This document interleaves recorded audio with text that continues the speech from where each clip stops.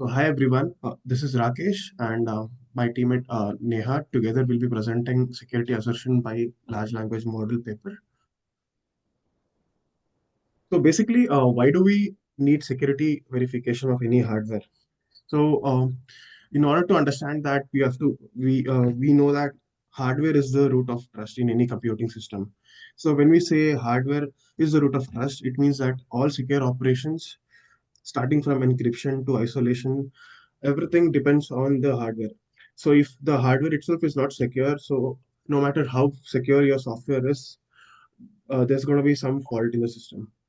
So also there are certain vulnerabilities in hardware that have severe implications on softwares or also security defenses. For example, recently we have seen bugs like Zenbleed and Pentium FD1 bug where it shows that the real world impact.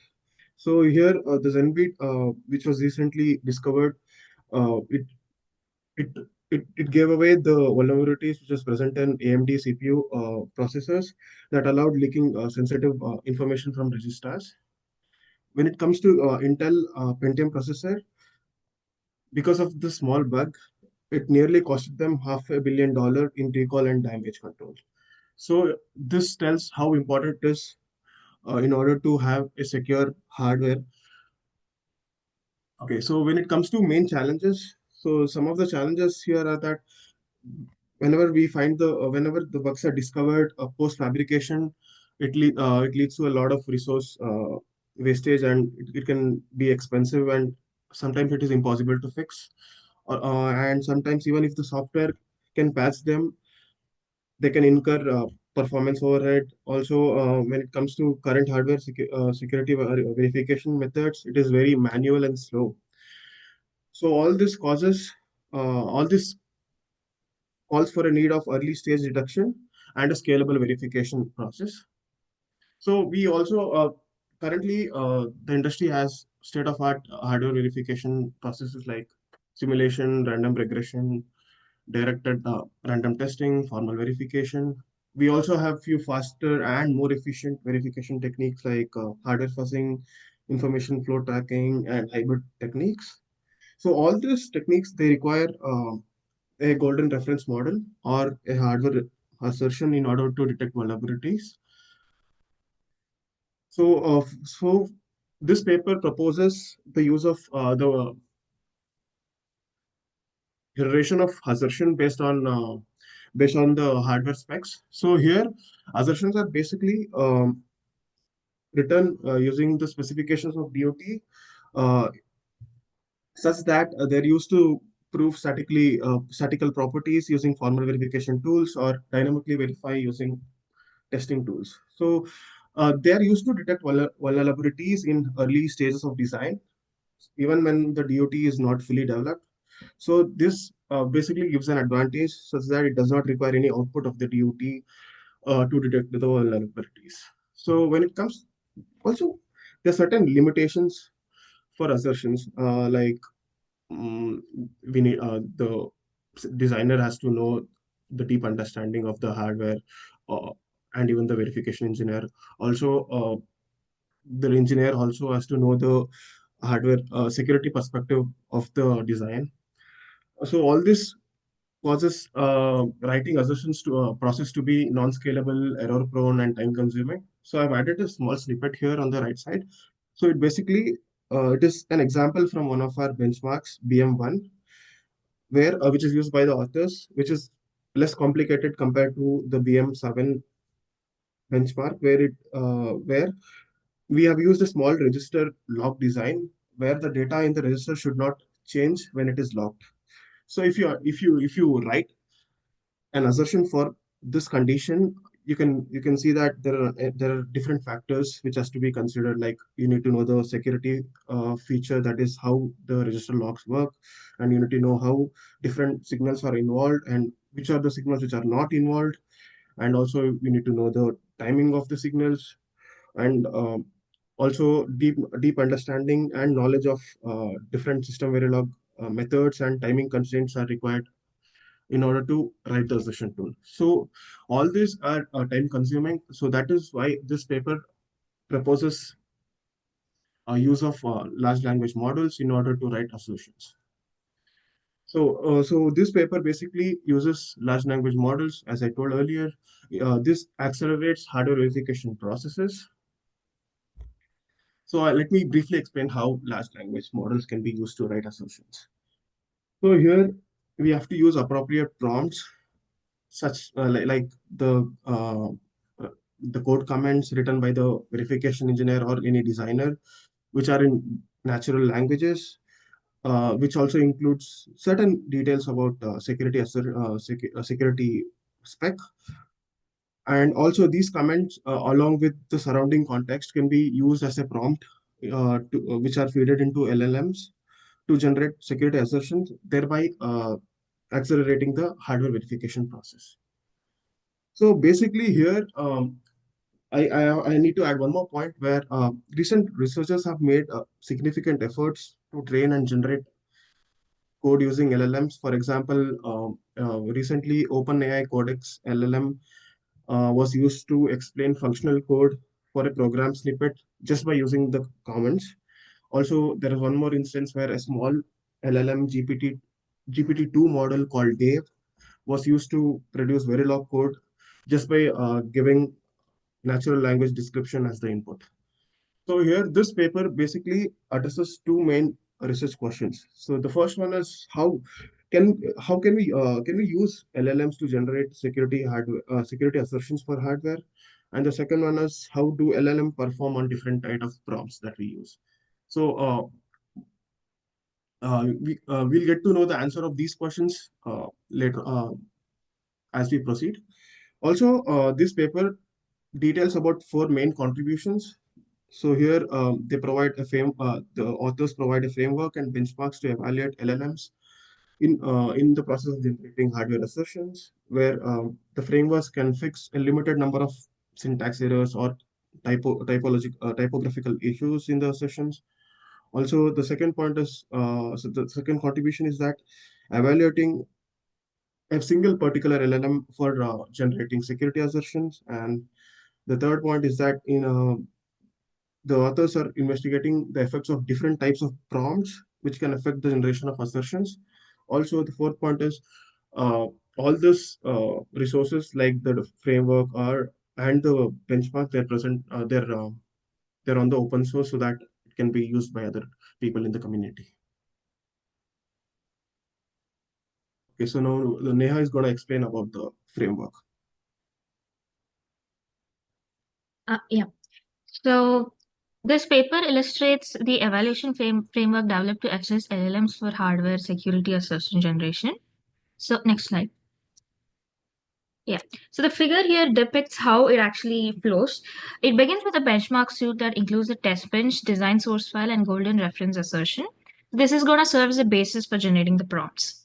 And then it goes to the prompt generation module. It takes the information and constructs a prompt for the LLM, and then it goes to the assertion file preparation where the original assertions is taken, and then a syntax fixer ensures that the assertions is syntactically correct, and then the processed assertion is then passed on to the next stage, which is the simulator. So the simulator will run both the LLM generated and the golden assertions on the same design and test bench. And then the evaluation component compares both assertions if they are correct or incorrect. So the generated assertion is triggered for the same inputs as the golden one. If that happens, it is marked correct, otherwise incorrect. So basically, this kind of end-to-end flow enables the accurate assessment of the LLM model. Next slide. So going in detail about each part, benchmark suite has four components in it. First one is the design source code. So it has three different types of variants. One is an empty duty, the correct duty, and buggy duty. The empty duty has no design context. It just tests the LLM's ability to infer assertions purely from the prompt. And the correct duty is what we have the bug-free version of the design. And the buggy duty is where we introduce vulnerabilities manually or there is a vulnerability already that we want to detect.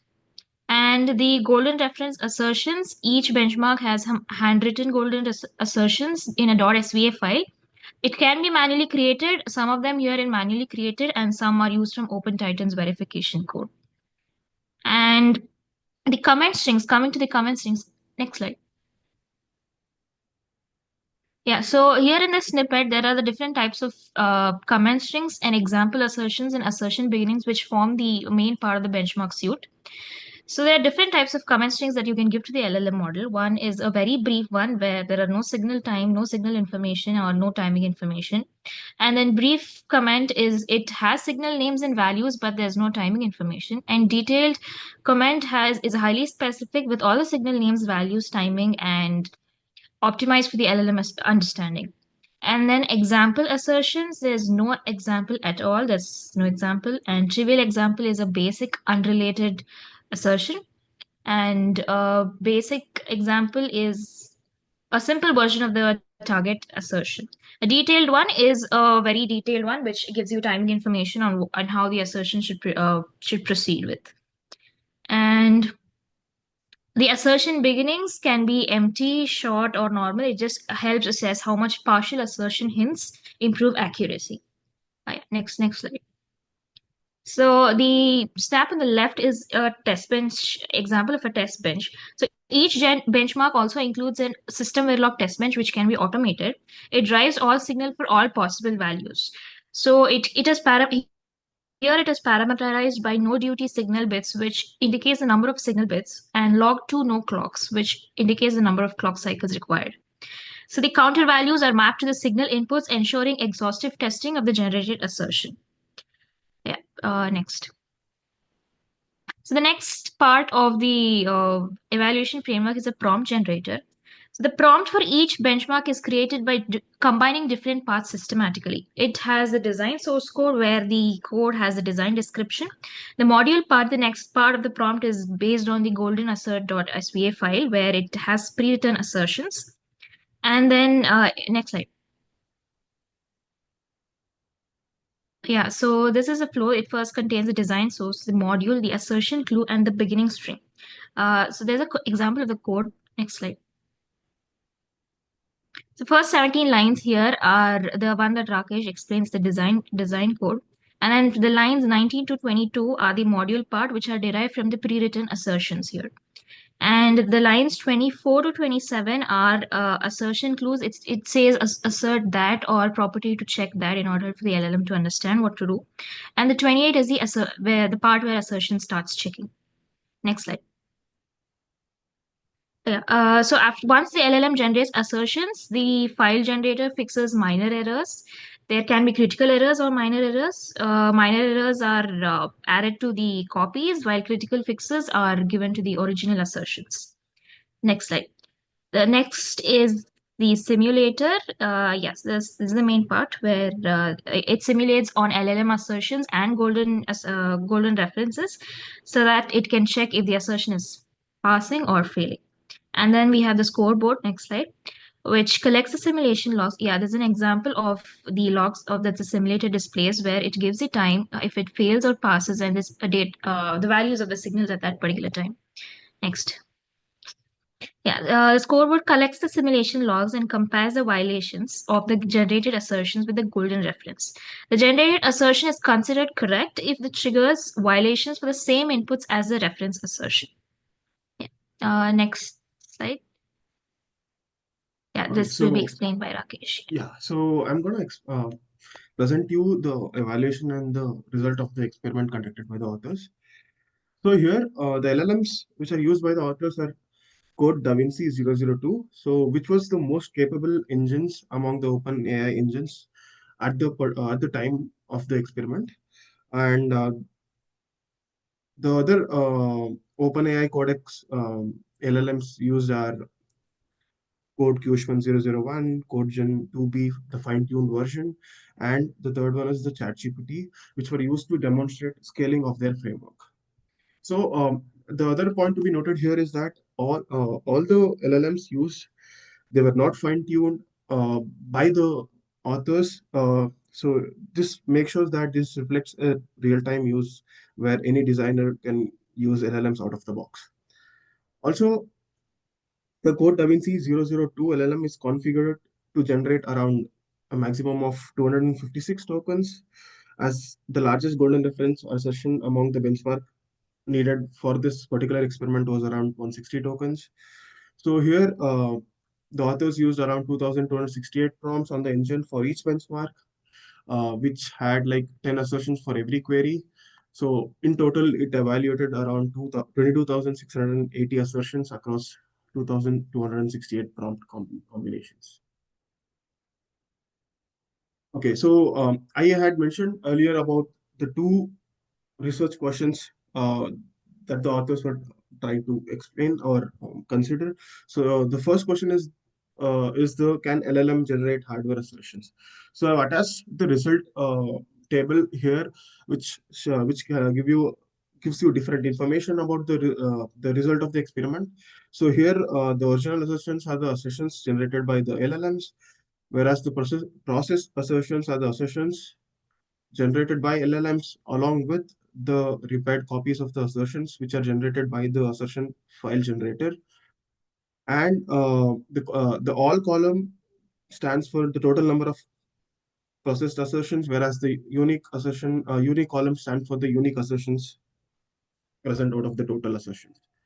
So the other columns are the number of compiled, simulated, and correct assertions which are present by the percentage values. So from the table, we can the key takings that has to be taken is that out of the 2000, 2 lakh 26,876 assertions generated across 10 benchmarks, we could find only around 10% of the unique assertions were logically correct. So this shows that the LLM can generate many assertions, but only a small portion of them are correct. So when it comes to compilation and simulation rate, the rate are high. The authors got around 93% of unique assertion compiled and later simulated successfully, whereas more than 93% of the 93% of assertions which were run, out of those only 10% were correct.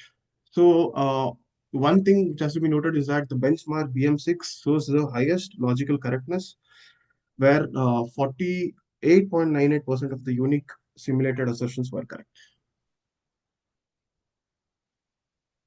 So coming to the second research question, that is, how does LLM perform for different prompts? So here, five different the author categorized five different components. Like the first one was example assertions and comment assertions given in the prompt. So here, from the graph, it is seen that the most critical performing was the detailed example along with the detailed comment, so which had a correction percentage of around 72%, whereas the basic example and the detailed comment combination had only around 39.2% of correct assertions. So coming to the second component of prompts. So here the design source code and the comment string. So here they've categorized into different uh, kinds such as golden duty, detailed comments, whereas buggy duty, brief comment. So in this way. So here the conclusion is that detailed communication which are provided in the prompts, they provided the highest level of context. Also, when you use golden duty prompts, they also performed the best. But the combination of golden duty along with detailed communication provided around 48.79% of correct assertions, whereas empty duty with very brief comments gave the lowest performance. So the third type is synonym strings in the prompts that the authors used. So here the example assertions and the common strings, they're made to be they're used with the different combinations of synonyms.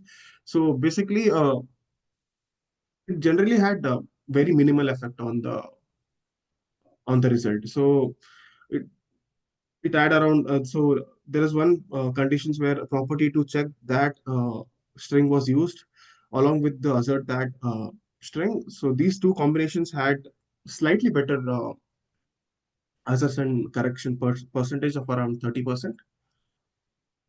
So the fourth context is that assertions beginning with strings. So assertions, while giving the prompt, we had given the authors had given three different kinds of beginnings, like normal beginning, short beginning, or empty beginning. So here, all three performed almost the same. Like it had very little impact if you had made any changes, but there are certain situations where the assertions were non-trivial or which was non-basics. So that time, if it was seen to be better that if you had used non-empty beginning, that is the the normal beginning or the short beginning, perform slightly better by using constructs like gen. So when it comes to the fifth construct for the prompts, so the temperature and the frequency penalty. So these are the hyperparameters used in the LLMs, which were used apart from prompt strings. So here it was noticed that higher temperature values could give higher output creativity, and it was more diverse. So the optimal temperature, which was seen from the experiment, was that temperature 0.9 provided highest accuracy with few correct assertions. When it comes to frequency penalty of up to of 0 to 0.5 provided high accuracy when compared to frequency penalty of 1. So this is the table which summarizes whatever I've told. So if you notice the top performing configurations, so when we use the prompt type as detailed comments, so here the accuracy was around 93%, 93.55%. So it provided rich, detailed comments, so that resulted in high accuracy. But when the prompt type was brief comments, so the accuracy reduced to 61.9%. Again, here it is mainly due to the short comments which were used and which provided less context.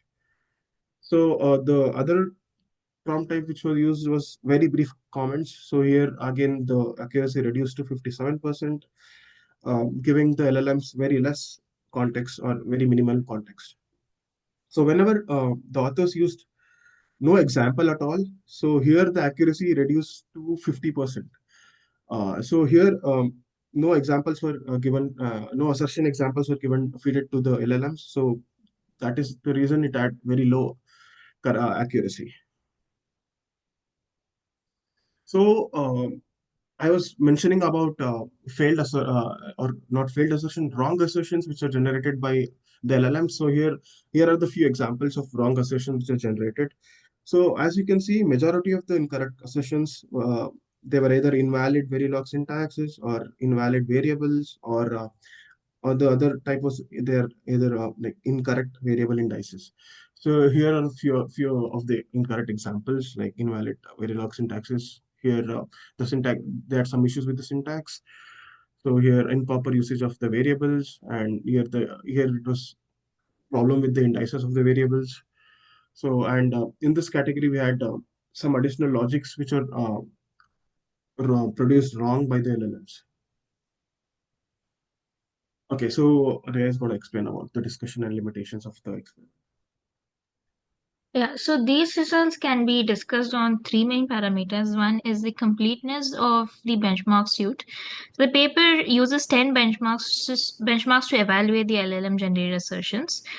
While they do cover a range of vulnerabilities, future work can explore additional types.